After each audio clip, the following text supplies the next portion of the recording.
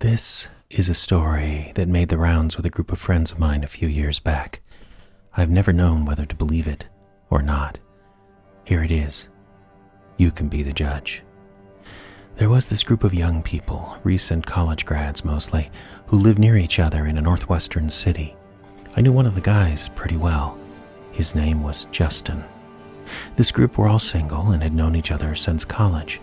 3 of the group were girls, and they shared an apartment together. Whenever the guys would come over to hang out, the girls would always warn them about their landlady. She's really weird, they'd say, really different. When pressed, the girls could not quite put their finger on what was so different about this landlady, but they were very serious when they told the guys to steer clear. The problem wasn't that their landlady was nasty or unfair. It was that she kept trying to become part of their group, even though they were all in their early 20s and she was well past 60. She liked to insert herself in any activity the group was doing.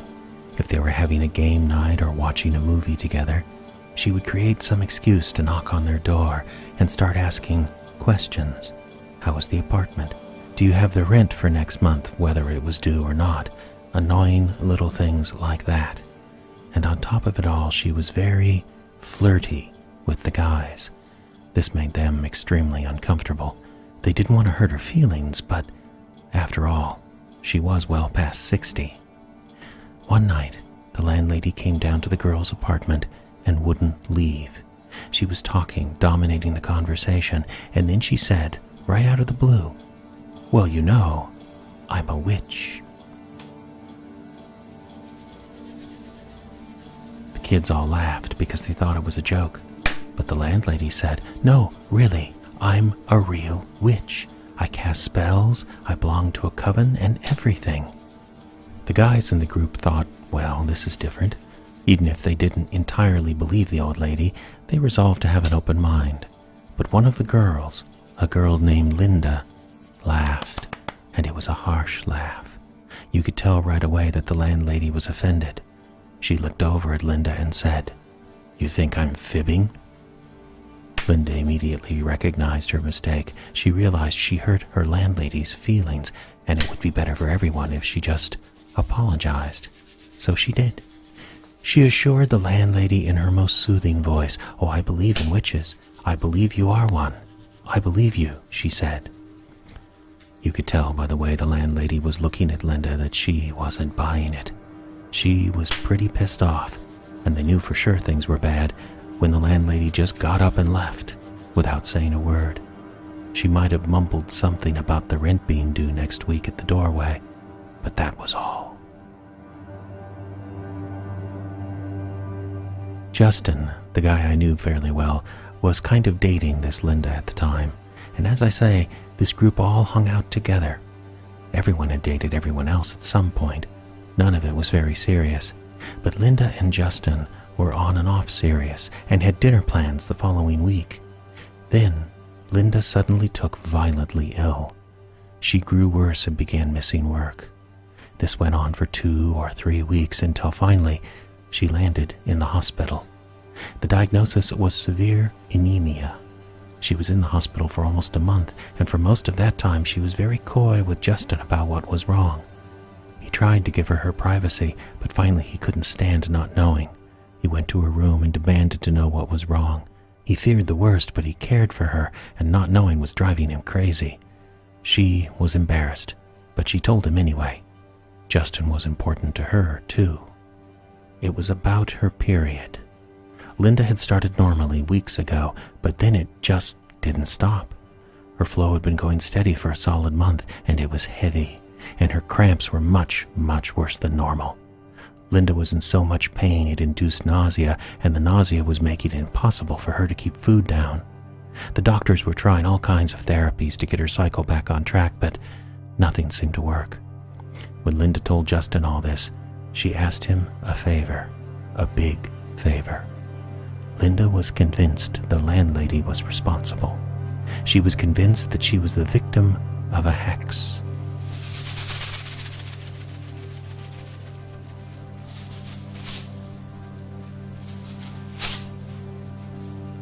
She asked Justin to go talk to the landlady about it, but Justin was very confused. Linda was always the most level-headed member of their group. Now she believed in hexes? It didn't make sense. But it was obvious to him that she needed him to do this. She needed an explanation as much as he did, even a crazy one. So he agreed. He would talk to the landlady. Justin went to the girls' building and knocked on the door marked manager. The landlady opened it and beamed at the sight of him. She was instantly flirtatious and fluttery, asking Justin how he was and if he'd been working out, that kind of thing. She liked to wear her hair in braids, and she twirled one of them, biting it suggestively. Honestly, Justin was a little put out by all of this. It was kind of gross, but he'd promised Linda he would talk to this woman, so he got to the point. He asked her if she'd put a hex on Linda. The landlady looked at him steadily. She tossed a braid over her shoulder. "What if I did?" she asked. "Well," Justin said carefully, "that would be a pretty shitty thing to do. The important thing is, Linda thinks that's what happened, and she sent me here to find out what we can do to make it right." The old woman thought for a while. Then she dropped her voice to a whisper and said, "Well, you could have dinner with me." Justin was expecting a lot of things, but he wasn't expecting that, and he did not respond well. He turned without a word and marched off to his car. He was pretty angry. He was feeling manipulated. He sat in the driver's seat to cool off, and after 5 minutes, he began to reconsider. One date? How bad could it be, he thought. After all, it was all for Linda. He was still sitting in his car, mulling things over, when he got a text from one of the other girls in the group. Linda had taken a turn for the worse. She said Justin should come to the hospital right away. Between the lines, her message was clear. Justin should come ready to say goodbye. Now, he knew he had no choice. Justin ran back to the landlady's apartment and apologized. He fell all over himself, explaining that he was just out of a relationship, that was a lie, and that he had reacted terribly to her suggestion, and would she please come to dinner with him. The landlady positively glowed at this. She scolded him for marching off like he did, but you could tell she had no intention of saying no. And as they made plans for a date the next night, Justin said, "And you'll take care of Linda, right?" All the landlady would say was, "Let's see how our date goes." The next day, Justin received word that Linda's condition appeared to have stabilized. He went to see her, and she was sitting up in bed, looking a little less pale. She asked about the landlady, and he told her everything. The date, her manner, everything. Justin's face fell, and Linda could tell what he was thinking, that he was going to have to do something thoroughly unpleasant to help her. She perked up then and said, "Here, I have something for you." She went to a drawer in her nightstand and came out with a simple pendant, just a dark stone on a silver chain. She put it around his neck and smiled. "For luck," she said. The next evening, Justin did his best to put on a show for the old lady. He wore a tie. He held the door for her, and he took her to a restaurant he couldn't really afford. She was practically drunk on the attention and on all the wine. After a couple of bottles, Justin drank little of it. She suggested they go back to her place. His heart sank, but he knew what he had to do. He ground his teeth, thought of Linda, and agreed.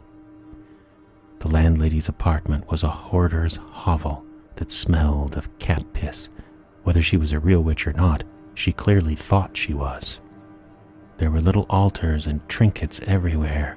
There were whole cabinets of bizarre plants and herbs. Justin even thought he saw a bottle marked Eye of Newt. It would have been ridiculous if it hadn't have been so disgusting. The lady wasn't much of a housekeeper. She said something about getting more wine, and Justin took a seat on a filthy couch. While she was gone, he sent a quick text to his friends, thinking he might yet escape his fate if Linda had improved. He waited. but no messages came back to him. Time passed. Too much time for fetching a bottle of wine and a couple of glasses. Finally, Justin got up and checked the kitchen, only to find it empty except for 2 cats that looked at him disapprovingly. Then, he heard his name spoken from down a darkened hall off the kitchen. He looked down to the end of the hall and saw the flicker of candlelight coming through an open doorway. He walked slowly, like a condemned man toward the light.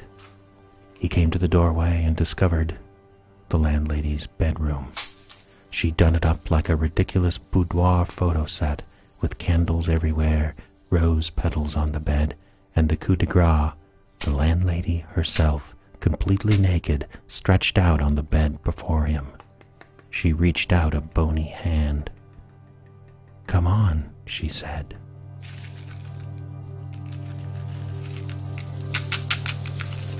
What could he do? Justin took off his clothes and climbed in next to her. Everything about her disgusted him. Her flesh was loose and clammy, and her hands were freezing. She smelled of cats and sickly sweet perfume. He wasn't sure how he was going to do this, but somehow he managed an erection and mounted her, closing his eyes and trying to think of Linda. But lying on this old bat was like lying on top of a cold slab of beef, and to make it worse, she began to breathe excitedly with a phlegmy rasp in her throat. She even coughed once, sending a thin shower of spray all over Justin's face. She didn't apologize or even seem to notice. He just gritted his teeth and kept going. Her raspy breathing grew more intense. Justin kept his eyes closed. Then he heard something different in her breathing. He looked at her. Her eyes were bulging and her lips were turning purple. Oh God, Justin thought, she's having a heart attack. The old woman arched her back. Rather than passion, there was a look of terror across her face. And Justin said, "Are you okay?" But she did not answer. She could not answer, because just then, a cockroach the size of a mouse crawled out of her mouth.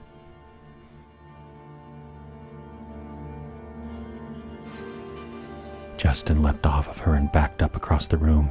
He knocked over some candles, cursed, and hurriedly batted out the flames before the whole room caught fire. And when he looked back at the bed, he saw the old woman convulsing and shaking.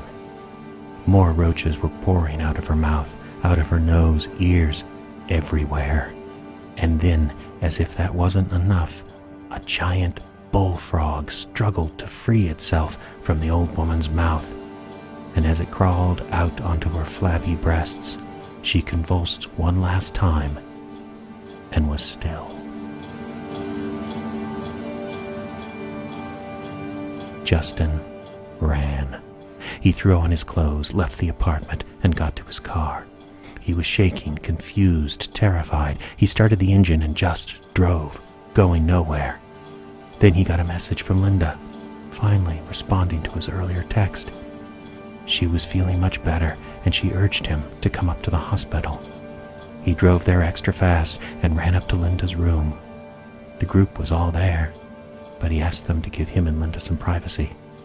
They could tell something had happened, so they abided. Linda looked at him with a wise, mysterious smile. She patted the bed next to him.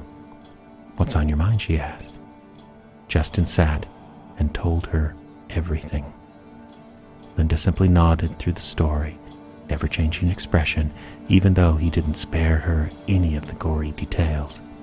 He told her of the roaches and the frog and the surety of the old woman's death, and she just nodded. "It was all so freaky," Justin said. "I mean, what could possibly cause that? Bugs crawling out of a person? It doesn't make any sense, does it?" He looked up at Linda and was met with a look of utter contentment. Had her eyes always been so dark? He couldn't remember. Now her eyes looked black and deep as he gazed into them, and he felt all the panic and fear in him ebb away. She took his hand. "It's all right," Linda said. But not willing to let go of his questions, Justin said, "But how can that happen? How can a person be filled with insects?" Linda smiled and said, "She dabbled in witchcraft, didn't she? All kinds of things can go wrong. I should know. I've been studying about it non-stop the whole time I've been in the hospital."